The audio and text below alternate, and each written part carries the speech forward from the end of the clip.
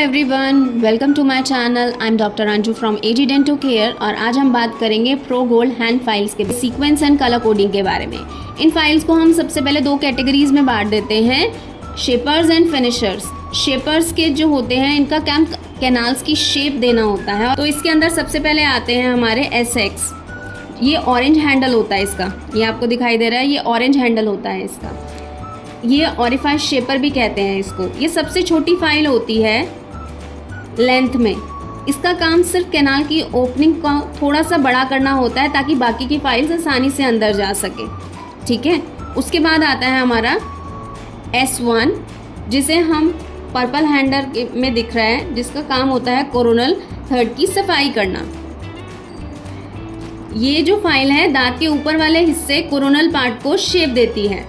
उसके बाद आता है हमारा S2 वाइट हैंडल के साथ, जिसमें मिडल थर्ड की सफाई की जाती है। ये फाइल बीच वाले हिस्से को शेप देने के लिए यूज़ होती है, ठीक है। ये सारे हमारे शेपर्स थे, SX, S1 एंड S2। अब आते हैं फिनिशर्स के ऊपर। ये फाइनल टच देने के लिए फाइल्स होती हैं, तो इनको हम F1, F2 और F3 में डिवाइड कर देते हैं। हमारे शेपर्स ने रास्ता बना दिया है, तब हम इन फाइल्स का यूज़ करते हैं।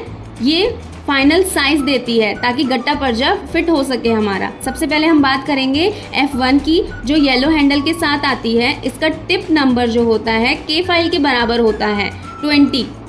अगर आपकी नैरो कैनाल्स हैं तो ये वाली फाइल जो है हमारी, ये फाइनल हो जाएगी नैरो कैनाल्स के अंदर, ठीक है। इसी से बस फिनिशिंग करेंगे हम। अब हम बात करेंगे F2 की।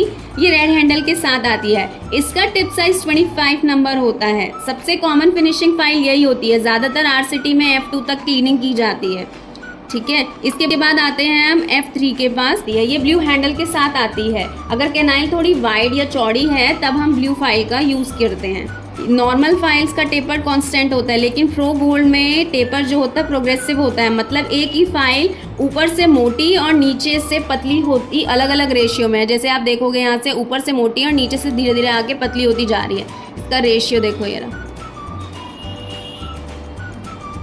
मल्टीपल टेपर्स होते हैं हमारे इन फाइल्स के अंदर। जो इन फाइल्स का कलर्स होता है, अगर आपने जिस फाइल से करी है इसकी ना क्लीनिंग और फिनिशिंग करी है, आपने फिनिशिंग करी है, उसी का आप गट्टा पर्चा पेपर पॉइंट मैच कर सकते हैं। फॉर एग्जांपल मैं आपको बताती हूँ, अगर आपने रेड F2 से फिनिशिंग की है तो आप रेड साइज़ का ही GP यूज़ करेंगे, तो इससे आपकी ऑब्चुरेशन जो होएगी ना वो बहुत परफेक्ट आती है। अगर आप इन फाइल्स को क्रॉस सेक्शन में देखोगे तो इसका क्रॉस सेक्शन कन्वेक्स ट्रायंगुलर होता है, जो कटिंग एफिशिएंसी ना बढ़ा देता है।